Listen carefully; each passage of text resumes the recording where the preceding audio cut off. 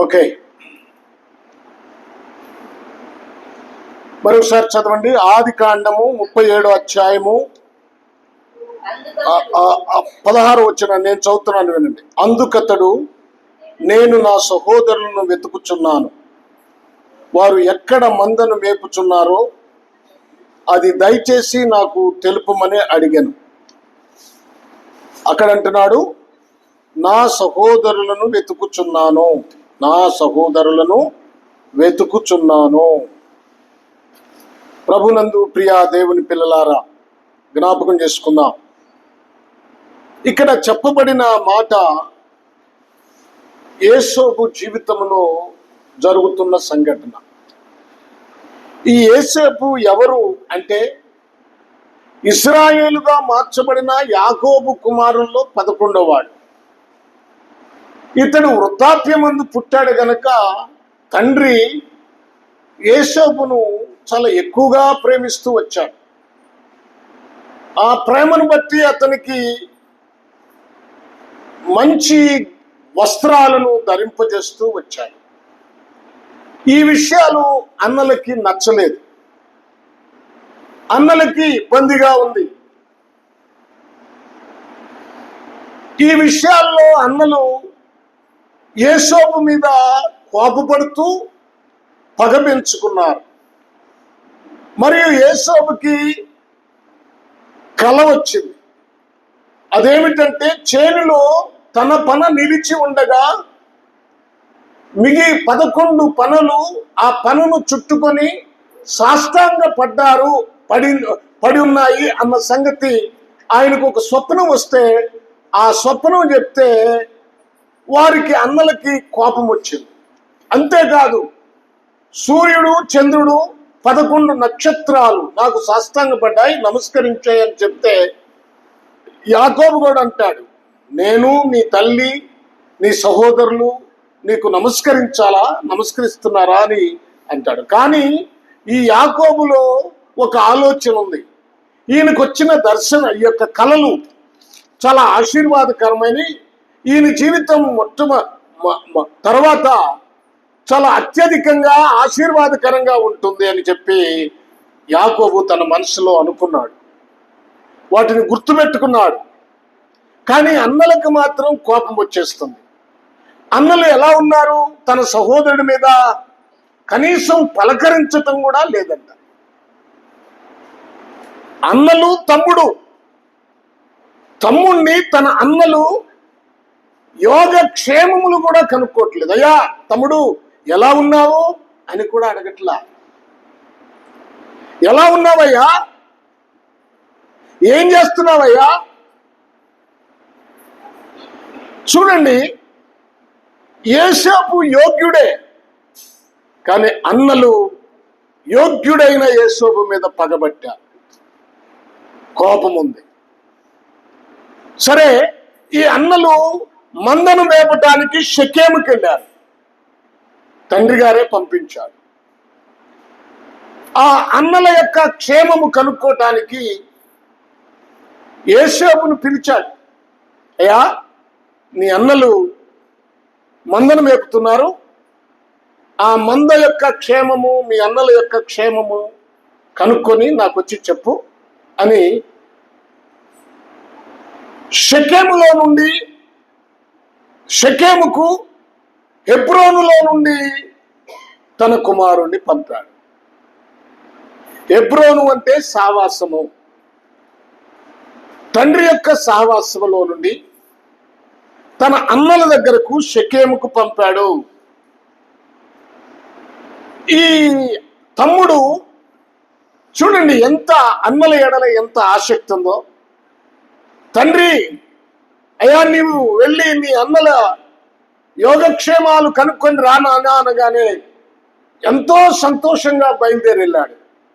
నా అన్నలు నా మీద ద్వేషం పెట్టుకున్నారు, నా అన్నలు నన్ను అవమానపరుస్తున్నారు, నా అన్నలకు నేనంటే ఇష్టం లేదు, నేను ఎందుకు వెళ్ళాలి వాళ్ళ దగ్గరికి, నేను ఎందుకే మాట్లాడాలి వాళ్ళతో అని ఈ తమ్ముడు అనుకోలేదు. ఈ తమ్ముడు అన్నలు అనగానే చాలా సంతోషంగా బయలుదేరి షెకెముకు వెళ్ళి అక్కడ ఎక్కడున్నారా అని వెతుకుతూ ఉన్నాడు. సోదరుడు తన అన్నలను వెతుకుతున్నాడు. ఆ దారిని పోతూ ఒక ఆయన అన్నాడు, ఏమిటయ్యా వెతుకుతున్నావు?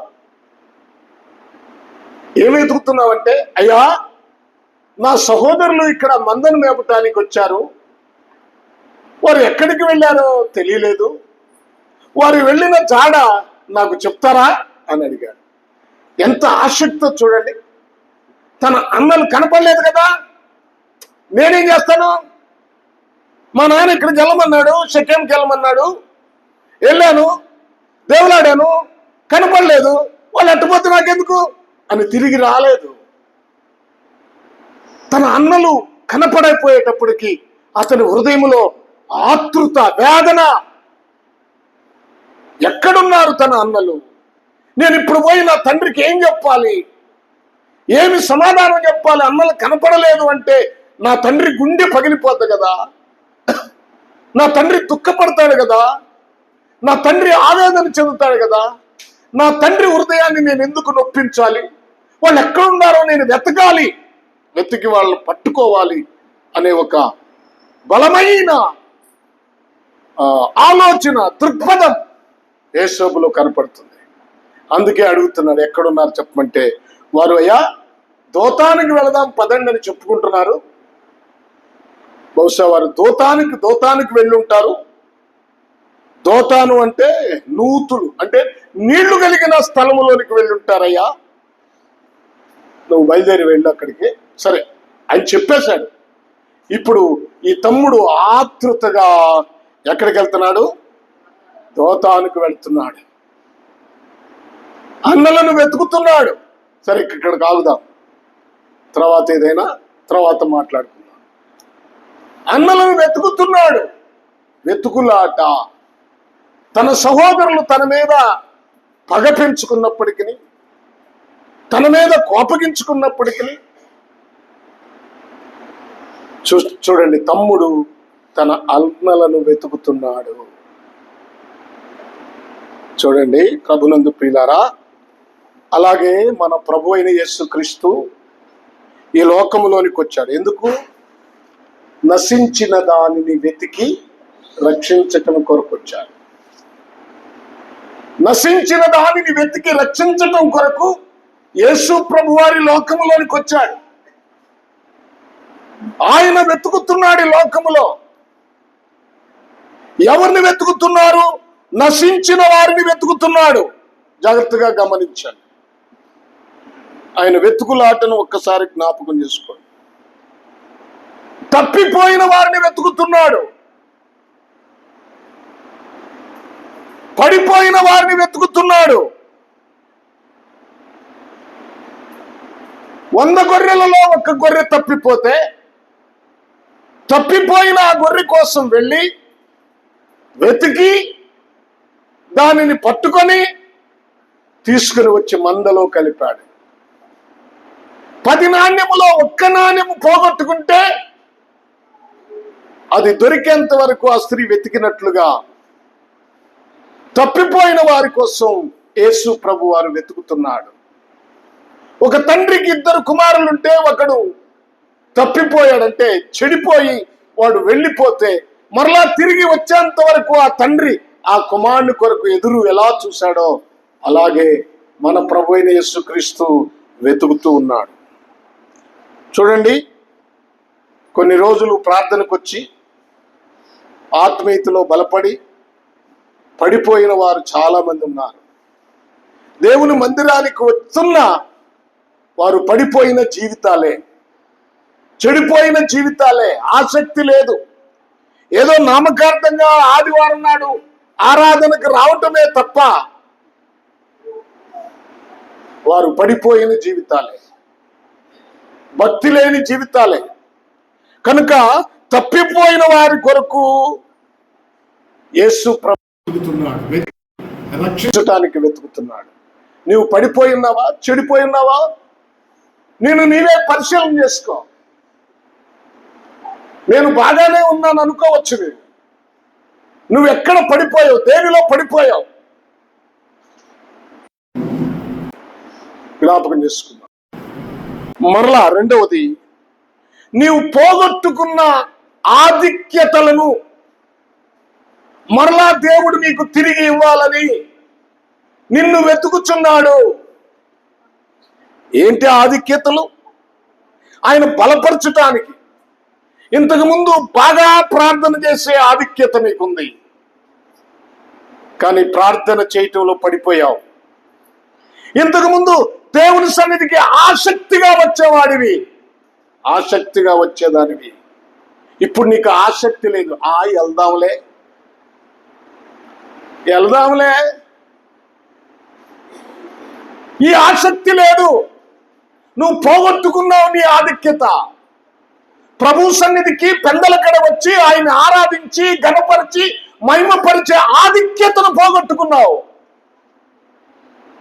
మరలా నీకు ఆ ఆధిక్యతను ఇవ్వాలని దేవుడు ఎదురు చూస్తున్నాడు. విశ్వాసములో జారిపోయావు. ప్రతిదానికి ఇంతకు ముందు విశ్వాసం మీద ఆధారపడ్డావు, ఇప్పుడు లేదు, మనుషుల మీద ఆధారపడుతున్నావు.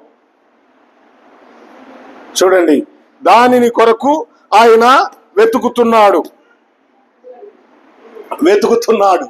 Praise the lord. ఒక ఆయన రాసుకున్నాడంటే ఇట్లాగే, ఆయన త్వరగా వచ్చుచున్నాడు అన్నాడంట. వచ్చుచున్నాడంటే ఇటు చూసుకునేటప్పుడు కాగితం ఎగిరిపోయిందంట. ఆయన త్వరగా వచ్చుచున్నాడు, ఇదే మాట చెప్తున్నాడు. త్వరగా వచ్చుచున్నాడని అటుపోయి ఓ ముసలం మీద పడ్డాడంట. ఆ ముసలమ్మ లేచి అంటుందంట, నాదే తప్పులేయా, నువ్వు అంటానే ఉన్నావు త్వరగా వస్తున్నానని. నేనే జాలకు సర్దుకోలేకపోయాను. ప్రభునందు ప్రియులారా, జ్ఞాపకం చేసుకో. సరే, అందుకని అలా జరుగుతూ ఉంటాయి ఒక్కొక్కప్పుడు. మంచి వినండి. మరొక విషయం ఏమిటంటే, దేవుడు ఏమి వెతుకుతున్నాడు అని మనం ఆలోచిస్తే, ఆయనను యథార్థముగా ఆరాధించు వారి కోసం వెతుకుతున్నాడు. యథార్థముగా ఆరాధించాలి. యోహాను రాసిన సువార్త 4వ అధ్యాయము 24వ వచనాన్ని చదవండి. 4వ అధ్యాయము 24వ వచనం. దేవుడు ఆత్మ గనుక ఆయన ఆరాధించువారు వ్యర్థంగా ఆరాధించేవారు కాదు, ఆయన ఆరాధించువారు ఆత్మతోనూ సత్యముతోనూ ఆరాధించాలని ఆయన వెతుకుతున్నాడు. ఆత్మతో అంటే మీరు చాలాసార్లు చెప్పుంటారు, ఆత్మ ఫలమేమనగా ప్రేమ, సంతోషము, సమాధానము, దీర్ఘశాంతము, దయాళత్వము, మంచితనము, చాలా ఇవన్నీ ఉన్నాయి కదా. మరి అవి నీ దగ్గర ఉన్నాయా? అమ్మా, గలతీలకు రాసిన పత్రిక రండి చదువుకుందాం. గలతీలకు రాసిన పత్రిక 5వ అధ్యాయం చదువు. అయితే ఆత్మ ఫలమేమనగా ప్రేమ, సంతోషము. చూడండి, ఆత్మ ఫలమేమనగా ప్రేమ, సంతోషము, సమాధానము, దీర్ఘశాంతము, దయాళత్వము, మంచితనము, విశ్వాసము, సాత్వికము, ఆశానిగ్రహము. ఈ చదవబడినవన్నీ నీ జీవితంలో ఉన్నాయా? ప్రేమ ఉందా? ఏమా, ప్రేమ అనే ఆ పదానికి నీకు అర్థం తెలుసా? ఉన్నదానితో సంతోషించే అనుభవం ఉందా? దేవుని వాక్యాన్ని బట్టి నీవెప్పుడు సంతోషిస్తున్నావా? సంతోషం ఉందా నీ జీవితంలో? చూడండి, ఇంకా సమాధానము, దీర్ఘశాంతము, దయాళత్వము, మంచితనము, ఇవన్నీ ఉన్నాయా నీ జీవితంలో? అవి లేకుండా చప్పట్లు కొడుతున్నావా? అవి లేకుండా చేతులు ఎత్తుతున్నావా? నీ ఆరాధన దేవుని ఆత్మతో ఆరాధించటం అంటే ఈ ఆత్మ ఫలము నీ జీవితంలో ఉంటే దేవుణ్ణి ఆరాధించినట్లు. లేకపోతే నీ ఆరాధన చెడ్డ ఆరాధన అయిపోద్ది, నీ ఆరాధన పాపమైపోద్ది. ఒక కాలము వచ్చే ఉంది. ఇప్పుడు ఆరాధించువారు ఆత్మతోనూ సత్యముతోనూ ఆరాధించాలి. సత్యం అంటే దేవుని వాక్యం, నీ వాక్యమే సత్యము, వాక్యానుసారమైన జీవితం. ఈ రెండూ లేకుండానే నువ్వు చేతులెత్తి పాటలు పాడి చప్పట్లు కొట్టి ప్రభువుని మహిమపరుస్తున్నాను అనుకుంటున్నావు. నువ్వు అది ఆరాధన కాదు. ఆ ఆరాధన దేవునికి చెందదు. అది సాతానుకు సంబంధించిన ఆరాధన అయిపోద్ది. చప్పట్లు కొట్టినంత మాత్రాన దేవుడు సంతోషిస్తాడా? మంచి స్వరం ఉంది కదా అని పాటలు పాడినంత మాత్రాన దేవుడు సంతోషిస్తాడా? చాలా మంది పాడుతున్నారు, మారు మనసు లేకుండా, పశ్చాత్తాపం లేకుండా, పాపాన్ని వదిలిపెట్టకుండా, అదొక నాకు స్వరం ఉంది కదా, నేను పాడగలను కదా, ప్రజలను మైమరిపించను కదా, మైమరిపించగలను కదా పాడుతున్నారు. అది పాపం అయిపోద్ది. ఆత్మతో ఆరాధించాలి, ఆత్మతో సత్యముతో దేవుని ఆరాధించాలి. అలాంటి వారి కోసం దేవుడు వెతుకుతున్నాడు. మరొక విషయం చూద్దాం. కీర్తనల గ్రంథం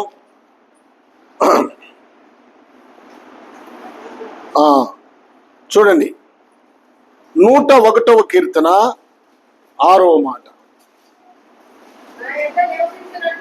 నా యొద్ద నివసించున్నట్లు దేశములో నమ్మకస్తులైన వారి కోసం, నా యొద్ద నివసించున్నట్లు దేశములో నమ్మకస్తులైన వారి కోసం ఆయన కనిపెడుతున్నాడు. నమ్మకత్వంగా బ్రతుకుతున్నామా? నమ్మకమేనా నీవు?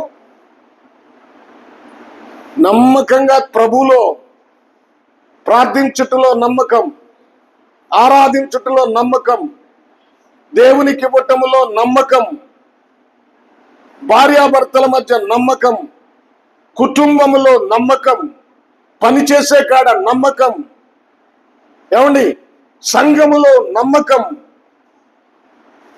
దేవుని దగ్గర నమ్మకంగా బ్రతికే జీవితమేనా? దేవుడు వెతుకుతున్నాడు. ఎవరిని వెతుకుతున్నాడు?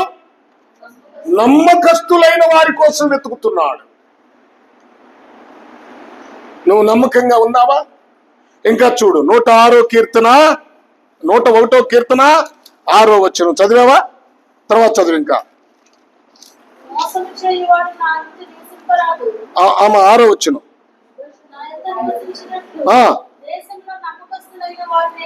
కనిపెట్టుచున్నాను, నిర్దోష మార్గమందు నడుచువారు నాకు పరిచారికులు. ఏ మార్గం? యథార్థమైన మార్గం, పాపపు మార్గం కాదు. నిర్దోషమైన మార్గమున నడుచువారు నాకు పరిచారికులగుదురు. ఆ తర్వాత అంటాడు, మోసము చేయవాడు నా ఇంట నివసించరాడు, అబద్ధములాడువాడు నా కన్నుల ఎదుట నిలవడు. అమ్మా మనం నోరు తెరిస్తే అబద్ధాలేగా. చిన్నదానికి అబద్ధమే, పెద్దదానికి అబద్ధమే. అబద్ధికులు ఆయన ఎదుట నిలవలేరు. చూడండి, నమ్మకస్తుల కోసం ఆయన వెతుకుతున్నాడు. ఇంకో మాట చూడండి, ద్వితీయోపదేశ కాండం 16వ అధ్యాయము 9వ వచనం. ద్వితీయోపదేశ కాండము 16వ అధ్యాయము 9వ వచనం. సారీ దినవృత్తాంతాల 2వ గ్రంథం చూడండి. దినవృత్తాంతాల 2వ గ్రంథం ఇప్పుడు చూడండి, 16వ అధ్యాయం 9వ వచనం చూడండి. తన ఎడల యథార్థ హృదయము గల వారిని తన ఎడల యథార్థ హృదయము గల వారిని బలపరచుటకై యెహోవా కనుదృష్టి లోకమందంతటా సంచారము చేయుచున్నది. ఎలాంటి వారు కావాలంట? తన ఎడల యథార్థ హృదయము గలవారు. దేవుని ఎడల యథార్థ హృదయము కలవారు ఆయనకు కావాలి. ఉందా యథార్థమైన హృదయం? యథార్థంగా ప్రవర్తించినప్పుడు ఆయన కనుదృష్టి మీ మీద ఉంటుంది. ఆ దేవుని వాక్యానికి మనం సంపూర్ణంగా విధేయత కలిగి జీవించినప్పుడు ఆయన కనుదృష్టి మీ మీద ఉంటుంది. యథార్థమైన జీవితము గలవారు ఆయనకు కావాలంట. యథార్థవంతులను, యథార్థ హృదయము గలవారిని బలపరచుటకై యెహోవా కనుదృష్టి లోకమంతా సంచరిస్తుంది. నువ్వు కనపడతావా ఆయనకి? నువ్వు యథార్థంగా ఉన్నావా,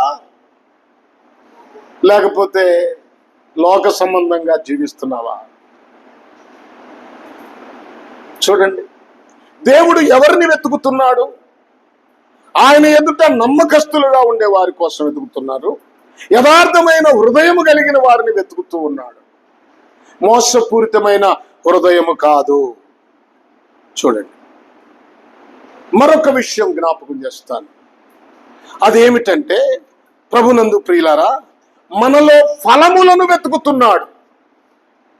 నీలో ఏ ఫలముంది? ప్రభు వెతికేది ఫలములే. ద్రాక్షవనములో అంజూరపు చెట్టు ఒకటి నాటబడి ఉంది. 3 సంవత్సరాలు దాని ఫలము వెతకవచ్చాడు, కానీ దొరకలేదు. అతడంటాడు, ఏలా ఈ నేల వ్యర్థం కావాలి, దానిని నరికివేయమని చెప్పాడు. నీళ్లు పెడుతున్నారు, ఎరువేస్తున్నారు, నరికై ఫలములు లేవు ఈ చెట్టున. నేను ఒకటి అడుగుతాను, నీవు రక్షించబడి ఎన్ని సంవత్సరాలు అవుతుంది? నీవు దేవుని సన్నిధికి రావటం ప్రారంభించి ఎన్ని సంవత్సరాలు అవుతుంది? ఎన్ని సంవత్సరాలు అవుతుంది?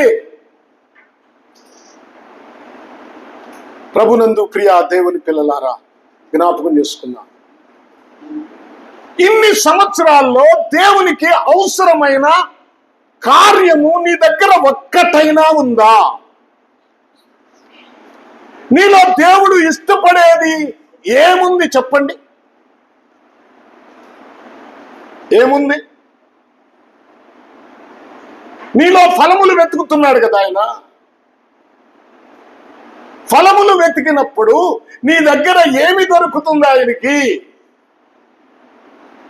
ప్రభువును సంతోషపరిచే కార్యం ఏముంది నీ దగ్గర? మారు మనసుకు తగిన ఫలములు ఫలించాలంటే ఏమిటి ఆ ఫలములు? పాపాన్ని విడిచిపెట్టావా? సత్యాన్ని గ్రహించావా? నీ ఎదుట ఉన్న పాపాన్ని ఖండించగలుగుతున్నావా? నీ హృదయములో సంతోషం ఉందా? మారు మనసుకు తగిన ఫలములు మంచిదే. నీలో ఏ ఫలం ఉంది ప్రభు సంతోషించటానికి? ఏమి దేవుడు నీలో చూసి నిన్ను చూసి సంతోషిస్తాడు చెప్పు?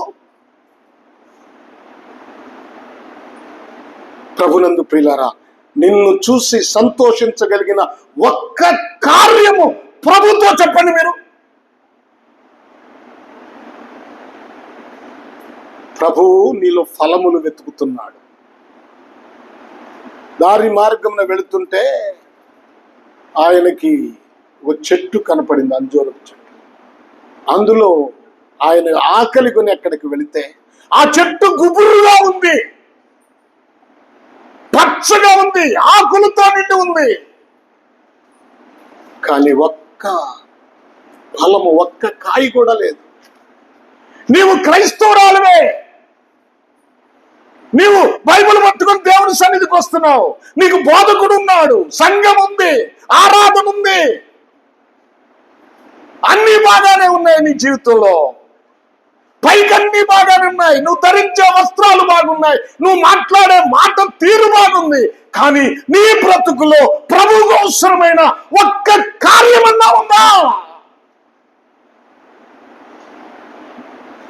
ఆలోచించుకోండి మీరే. ఇవి నా మాటలు కాదు, దేవుని మాటలు. ఏముంది? ప్రభు వచ్చినప్పుడు చూస్తే ఇంత పచ్చగా ఉంది ఈ చెట్టు, ఇంత పచ్చిగా కనపడుతుంది ఈ చెట్టు, కానీ ఈ చెట్టులో ఏమీ లేదే, ఈ విశ్వాసలో ఏమీ లేదే.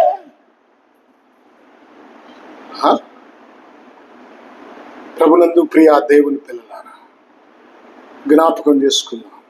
వద్దాం ఇంకా కొన్ని విషయాలు. పరమగీతము 4వ అధ్యాయము 16వ వచనం చదవండి. 4వ అధ్యాయం పరమగీతము 4వ అధ్యాయము 16వ వచనం. యెషయా గ్రంథానికి ముందు ఉంటుంది. ఉత్తర వాయువు ఏతించుము. ఈ వాయువు అంటే గాలి. ఇక్కడ మనం ప్రవాహాన్ని గుర్తుపెట్టుకోవాలి. అంటే నీరు, వాయువు, గాలి. ఆ గాలిలో తేమ, నేను ఫలించడానికి అవసరమైన ఆ తేమ, ఆ గాలి, ఆ నీరు ప్రవహించు, నాలో ప్రవహించు. ఆ వాక్యమా నాలో ప్రవహించు. ఎందుకంట? దాని పరిమళములు వ్యాపింపచేయుడి, ఆ ఉద్యానవనము మీద విసురుడి. దాని పరిమళము, దాని వాసన వ్యాపింపచేయుడి. ఎందుకంట? నా ప్రియుడు తన ఉద్యానవనమునకు వేంచేయునుగాక, తనకిష్టమైన ఫలములనతడు భుజించునుగాక. ఈ ఉద్యానవనం ఎవరంటే మనమే. ఉత్తర వాయువు, దక్షిణ వాయువు, ఆ గాలి, ఆ పరిశుద్ధాత్మ శక్తి, ఆ వాక్యపు శక్తి, ఆ నీటి ప్రవాహం శక్తి మన జీవితంలో ఉండాలి. ఎందుకంటే మన ప్రియుడైన యేసుక్రీస్తు మన జీవితంలోనికి రావాలి. వచ్చినప్పుడు ఏం జరగాలంట? తనకిష్టం వచ్చిన ఫలములను అతడు మన జీవితంలో, తనకిష్టం వచ్చిన ఫలములు, ప్రేమ ఫలము భుజించాలి, సత్యం అనే ఫలము భుజించాలి, యథార్థత అనే ఫలము భుజించాలి, నమ్మకత్వం అనే ఫలము భుజించాలి. నీ జీవితంలో ఆ ఫలాలు ఫలించాలి. త్యాగం అనే ఫలము ఫలించాలి. ప్రభు వస్తున్నాడు, ప్రియుడు వస్తున్నాడు. ప్రియుడు వచ్చినప్పుడు, నీ జీవితంలోనికి వచ్చినప్పుడు నీ దగ్గర ఏమున్నాయి? ఆయన పూజించడానికి ఏమైంది? ఏమంటుంది? తనకిష్టమైన ఏ ఫలము కావాలంటే ఆ ఫలము నాలో ఉన్నాయి, అవి నా ప్రియుడు భుజించవచ్చు. ఉద్యానవనము, నీవు సంచరించు, నాలో నివాసం చేయి, విశ్రాంతి తీసుకో. ప్రియులారా, జ్ఞాపకం చేసుకుందాం. దేవుడు మనలో వెతికే ఆ విధానాన్ని గుర్తుంచుకోండి. దేవుడు నీలో ఎతికినప్పుడు ఏం కనపడుతుంది? ఈ షోలమతిలాగా, ఈ ప్రియురాల్లాగా నువ్వు చెప్పగలవా? నా ప్రభువా, నీకు అవసరమైనవన్నీ నాలో ఉన్నాయి, అన్నీ ఉన్నాయి ప్రభువా, నువ్వు భుజించు, విశ్రాంతి తీసుకో అని చెప్పగలవా? చెప్పగలమా? చూడండి ఇంకో మాట. ఫిలిప్పీలకు రాసిన పత్రిక 1వ అధ్యాయము 9వ వచనాన్ని చూస్తారా? ఫిలిప్పీలకు రాసిన పత్రిక 1వ అధ్యాయము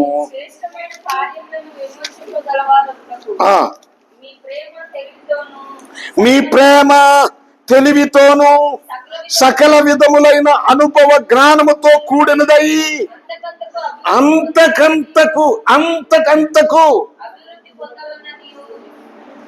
దినదినము నువ్వు అభివృద్ధి పొందాలి. ఏమండి, మీరు ఎన్ని సంవత్సరాల నుంచి వస్తున్నా సంవత్సరం అభివృద్ధి చెందాలి, కానీ మీరు దిగజారిపోతున్నారుగా. మీ బ్రతుకులో దిగజారిపోతున్నారు కదా.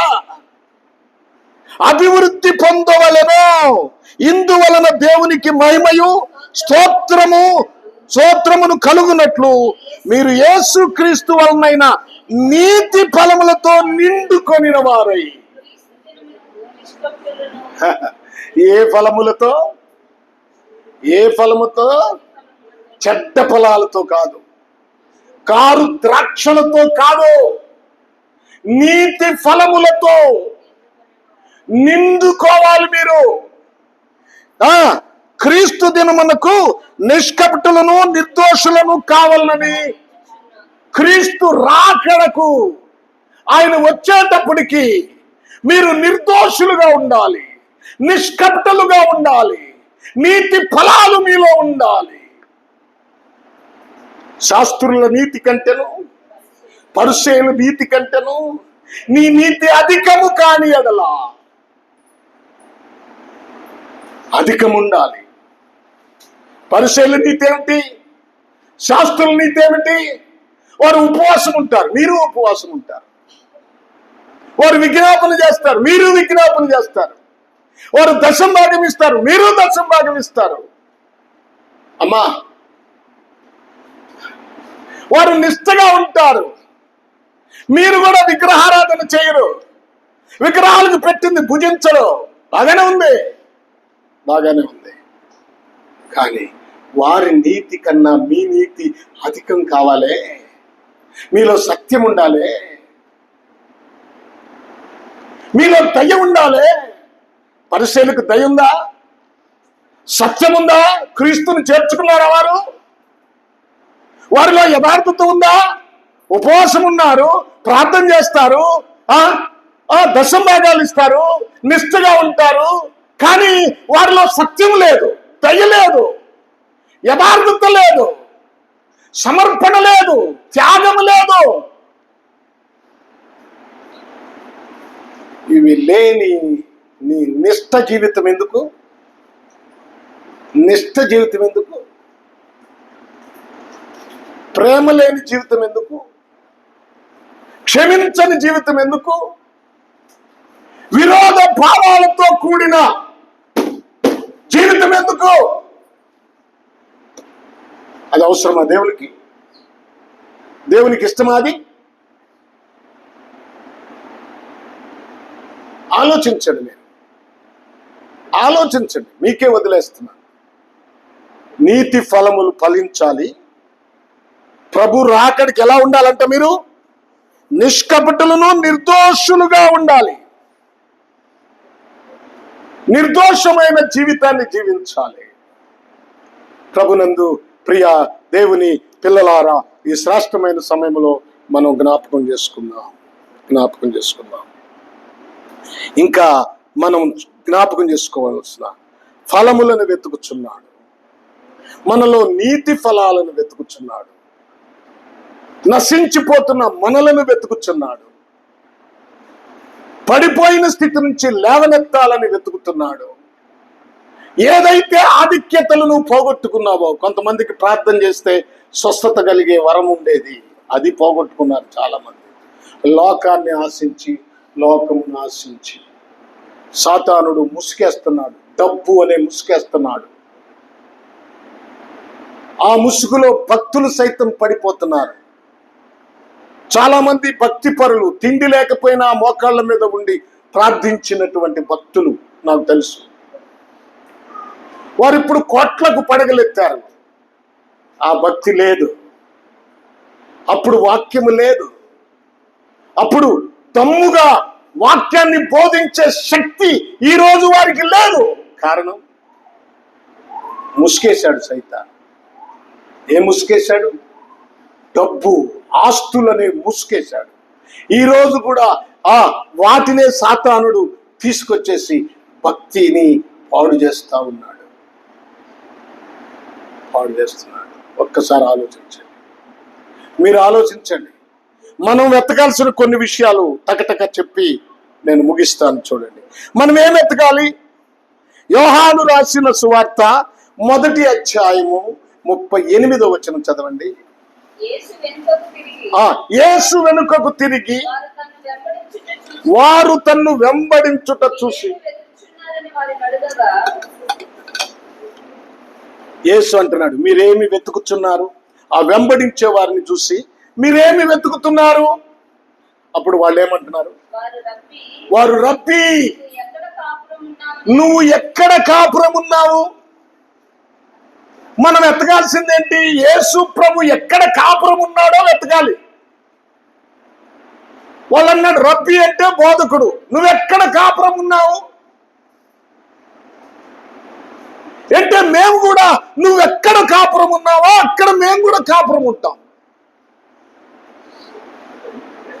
నువ్వు ఒక చోట, నేను ఒక చోట కాదు. ఇప్పుడు మందిరంలో ఉన్నంతసేపు దేవునితో ఉన్నాం అనుకుంటాం. మనం బయటికి వెళ్ళంగానే సాతాను ఆవరిస్తాడు. వాకిలి దాటగానే కొంతమంది సనుక్కుంటూ ఉంటారు, చెనుకులు వేసుకుంటూ ఉంటారు, లేనిపోని అపవాదు మాటలు మాట్లాడుకుంటూ ఉంటారు, నిందలేస్తూ ఉంటారు. చూడండి, వాకిలి దాటగానే చాలా మంది పరిస్థితి చాలా దౌర్భాగ్యంగా తయారైపోతుంది. రబ్బుని, నువ్వెక్కడ కాపురం ఉన్నావు? నీ కాపురం ఎక్కడా? నువ్వెవరితో కాపురం చేస్తున్నావు? ఒక భర్త లేక ఒక భార్య భర్త దగ్గర కాపురం చేసినట్లుగా ఈ కాపురాలన్నీ చెడిపోయిన కాపురాలుగా ఎక్కువగా కనపడుతున్నాయి. యథార్థత లేదు. ఒక ఆయన అంటున్నాడు, పాస్టర్ గారు, నా భార్య గురించి ప్రార్థన చేయి. ఏమిటయ్యా అంటే, ఏంటి, ఏం ప్రార్థన చేయాలి అంటే, నా భార్య గురించి ప్రార్థన చేయి. ఏం ప్రార్థన చేయాలి? పాస్టర్ గారు, నీతో చెప్తున్నాను కానీ కొంచెం రహస్యంగా ఉంచుకొని ప్రార్థన చేయి. ఏంటయ్యా చెప్పు. మా అమ్మ వస్తే నా భార్య భయంకరమైన రాక్షసిగా మారిపోతుందండి. చూడండి, ఎక్కడ కాపురం ఉన్నావు నీవు? తన తల్లి ఇంటికి వస్తే, భర్త తల్లి ఇంటికి వస్తే నువ్వు ఎలా చూస్తున్నావు? రాక్షసులాగా చూస్తున్నావా? అవమానకరంగా మాట్లాడుతున్నావా? అది యేసు ప్రభు ఉన్న కాపురపు ఇల్లేనా? యేసు ప్రభు ఎక్కడ కాపురం ఉన్నాడు? ప్రేమలో కాపురం ఉన్నాడు, తగ్గింపులో కాపురం ఉన్నాడు, విధేయతలో కాపురం ఉన్నాడు, క్షమించడంలో కాపురం ఉన్నాడు. ఆయనకి లేకపోయినా ఆయన శిష్యులకు భోజనం పెట్టేది ఆ స్థితిలో కాపురం ఉన్నాడు. వాళ్ళని ఆదరించే విషయంలో కాపురం ఉన్నాడు. మరి నీ కాపురం ఎక్కడ? సాతానుతోనా? భర్తను అవమానపరిచే స్థితిలోనా? లెక్క లేకుండా మాట్లాడే స్థితిలో కాపురం ఉన్నావా? ఎక్కడున్నావు నీ కాపురం? నీ కాపురం ఏంటి? క్షమించే కాపురమేనా నీది? క్షమాపణ. నేను ఎప్పుడే చెప్పాను, క్షమాపణ. నీ సహోదరుని, నీ వారిని, నీ కుటుంబం వారిని, నీ భార్యని, నీ భర్తని క్షమిస్తున్నావా? క్షమాపణతో నువ్వేం వెతకాలి? ప్రభు ఎక్కడ కాపురం ఉన్నాడో, ఏ విషయాల్లో ఆయన నిలిచి ఉన్నాడో ఆయన అన్నాడు, ఆయన ఎదుట ముడతైనను డాగైనను అట్టిది మరి ఏదైనను లేకుండా ఆయన మనల్ని ఉతక స్నానం చేయించాడు కదా, పవిత్రపరిచాడు కదా. ఆయన మనతో కాపురం చేయాలని, మనల్ని తన భారీగా హత్తుకోవాలని. చూడండి, ఈ మాటలు మీరు జాగ్రత్తగా వినండి. ప్రభునందు ప్రియ దేవుని పిల్లలారా, ఎలాగూ ఉన్నారు మీరు? ఎలా ఉన్నారు? ఎక్కడ కాపురం ఉంటున్నావు? నువ్వు కాపురం ఎక్కడ? బజార్లోనా? బజార్లు అంటే నా ఉద్దేశం బజారు మనిషిగా, ఇతరులను ద్వేషించే దానిలో కాపురం ఉన్నావా? పొరుగు వారిని అవమానపరిచే దాంట్లో కాపురం ఉన్నావా? ఎక్కడున్నావు నువ్వు కాపురం? రబ్బుని, నువ్వెక్కడ కాపురం ఉన్నావు? ప్రభునందు ప్రియులారా, జ్ఞాపకం చేసుకుందాం. యెషయా గ్రంథం 55వ అధ్యాయము 6వ వచనం చూడండి. యెషయా గ్రంథం 55వ అధ్యాయము 6వ వచనం. త్వరగా అమ్మా. యెహోవా మీకు దొరుకు కాలమందు ఆయనను వెతకండి. ఆయన సమీపముగా ఉండగా ఆయనను వెతకండి. తర్వాత ఏమన్నాడు? భక్తిహీనులు తమ మార్గమును విడవలెను, దుష్టులు తమ తలంపులు మానవలెను. వారు యెహోవా వైపు తిరిగిన యెడల ఆయన వారి యందు జాలిపడును. వారు మన దేవుని వైపు తిరిగిన యెడల ఆయన బహుగా క్షమించును. ఆయన ఇప్పుడు దొరికే కాలం ఇది. ఆయన సంఘముల మధ్యలో నివాసం చేస్తున్నాడు. మా వినండి, ఆయన ఇప్పుడు మన మధ్యలోనే ఉన్నాడు, నీ పక్కనే ఉన్నాడు. నిన్ను చూస్తున్నాడు, నీ ప్రవర్తన చూస్తున్నాడు, నీ ఆలోచనలు చూస్తున్నాడు, వింటున్నాడు, గమనిస్తున్నాడు. నీ అంతరాత్మలో దేని గురించి ఆలోచన చేస్తున్నావో ఆయనకు తెలుసు. ఇప్పుడు ఆయన నీకు దొరికే కాలం ఇది, సంఘ కాలం. ఈ కాలము ముగించబడిన తర్వాత ఆయన నీకు దొరకడు. ఉగ్రత. అప్పుడు నువ్వు ఎక్కడ ఎతికినా, ఎంత అరిచినా, ఎంత కేకలు వేసినా ఆయన నీకు దొరకడు. చూడండి, మనం కృపాకాలంలో ఉన్నాం. ఇది మన అదృష్టం, దేవుడు మనకిచ్చిన భాగ్యం. ఆయన దొరుకు కాలములో మీరు ఆయన్ని ఎత్తకండి. ఏం చేయాలా? ఆయన్ని ఎత్తకండి. ఆయన సమీపములో ఉండగానే ఆయన్ని వేడుకొనండి. నీ పక్కనే ఉన్నాడు, నీ సమీపముగానే ఉన్నాడు. ఆయన్ని వేడుకొనండి. ప్రభునందు ప్రియులారా, మనం వెతుకుతున్నామా? మనం ఏం వెతుకుతాం చెప్పండి? ఏం వెతుకుతాం? మనం వెతికేదేంటి? డబ్బుని వెతుకుతాం, బంగారాన్ని వెతుకుతాం, మంచి గృహాలను వెతుకుతాం. ఏం వెతుకుతాం మనం? దేవుణ్ణి వెతుకుతామా? మొదట దేవుడు, తర్వాత ఇవన్నీ. వీటి గురించి అసలు ఆలోచించు. ఏం వెతుకుతున్నావు? కొంతమంది పాపాన్ని వెతుకుతారు. నేను 2 రోజుల క్రితం బస్ స్టాండ్ దగ్గర నిలబడి ఉన్నా.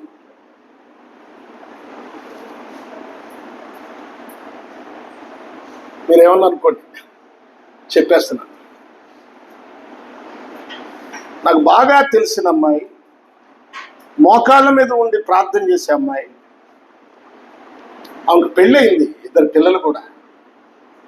బస్ స్టాండ్లో నిలబడింది. అమ్మా ఏంటి ఇక్కడ నిలబడ్డావు అన్నా. తెలిసిన వాళ్ళు వస్తారండి అంది. సరే అమ్మని వెళ్ళిపోయాను. ఆ బస్ స్టాండ్లో నాకు ఇంకోటి ఏదో అడగాలని అసలు వెళ్ళాను. అసలు అడగాల్సింది అడగకుండా నేను వెళ్ళిపోయాను.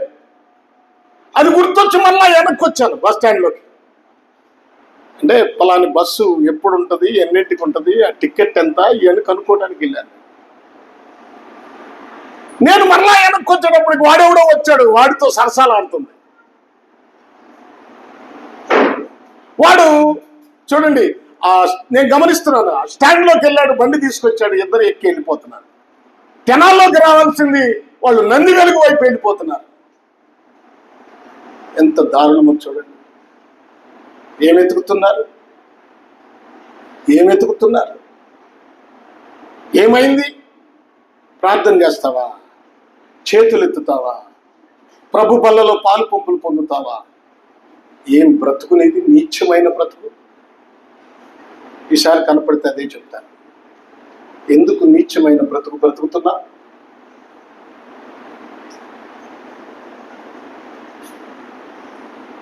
చూడండి, రక్షణ పొందకపోతే నేనేం మాట్లాడలేదు. ఏం వెతుకుతున్నావు? యెహోవా దొరుకు కాలం. యెహోవాని వెతుకుతున్నావా? పాపాన్ని వెతుకుతున్నావా? అక్రమాన్ని వెతుకుతున్నావా? నేను ఒక మాట చెప్పాలి. నువ్వు ఎలా ఉన్నావు? ఒక మాట, గలతీయులకు రాసిన పత్రిక చూడండి, 5వ అధ్యాయం గలతీయులకు రాసిన పత్రిక 5వ అధ్యాయము, కొంచెం ఓపిక పట్టండి. 5వ అధ్యాయము చెప్తున్నాను 5వ అధ్యాయము 23వ వచనం, 23, 24.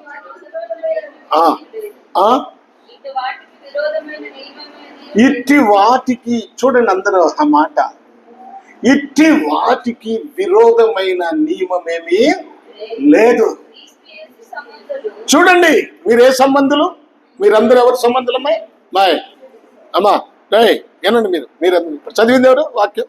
నువ్వేనా? మీరందరూ ఏ సంబంధులు, ఎవరి సంబంధులు? మరి క్రీస్తు యేసు సంబంధులు ఎలా ఉంటారో చెప్తున్నాడు అక్కడ. శరీరమును దాని ఇచ్చలతోనూ దురాశలతోనూ సిలువ వేసి ఉన్నారు. శరీరము, ఇప్పుడు ఈ శరీరం ఏమైంది? ఈ శరీర ఇచ్చలు ఏమయ్యాయి? ఈ శరీరంలో ఉన్న దురాశలు ఏమైపోయినాయి? ఏమైనాయి అంటే ఇవి సిలువ వేసి ఉన్నారు. శరీర సంబంధమైన కోరికలు ఉన్నాయే, పాపపు కోరికలు, ఆ ఇచ్చలు ఉన్నాయే, ఆ ఇచ్చలని సిలువ వేశారు. దురాశ, అక్రమ సంపాదన, అక్రమంగా దోసుకునే విధానం, దాన్ని ఏం చేశారట? దాన్ని ఏం చేశారు? సిలువ వేశారు. సిలువ వేశారు. ప్రభునందు ప్రియ దేవుని పిల్లలారా, ఇంకొక మంచి మాట చూపించనా? ఇంకొక మంచి మాట చూడండి. 6వ అధ్యాయం 14వ వచనం చూడండి. గలతీయులకు రాసిన పత్రిక 6వ అధ్యాయం 14. అయితే చూడండి, అయితే మన ప్రభు అయిన యేసుక్రీస్తు సిలువయందు తప్ప మరి దేని యందును అతిశయించుట నాకు దూరమగునుగాక. దూరమగునుగాక. ఆ తర్వాత మాటే చాలా అవసరం. చూడండి, నాకు లోకమునకు నేనును సిలువ వేయబడి ఉన్నాను. నాకు లోకము, వినండి జాగ్రత్తగా, నాకు లోకము, లోకానికి నేను సిలువ వేయబడి ఉన్నాను. సిలువ వేయబడ్డాం మేము. ఇక లోకము నాకు లేదు, నేను లోకానికి లేను. చచ్చిపోయానండి, సిలువ వేయబడ్డానండి. అర్థమైందా? ఇక్కడ నష్టపోతేనే అక్కడ లాభపడేది. కనుక జాగ్రత్త. నువ్వెలా ఉన్నావో ఒకసారి ఆలోచించుకో. చాలా విషయాలు చెప్పాలి, మరి టైం అయిపోతుంది. ఇంకొకటి ఎతకాలంట, సమాధానాన్ని మనం వెతకాలి. చూడండి, కీర్తనల గ్రంథం 34వ కీర్తన 14వ మాట. త్వరగా.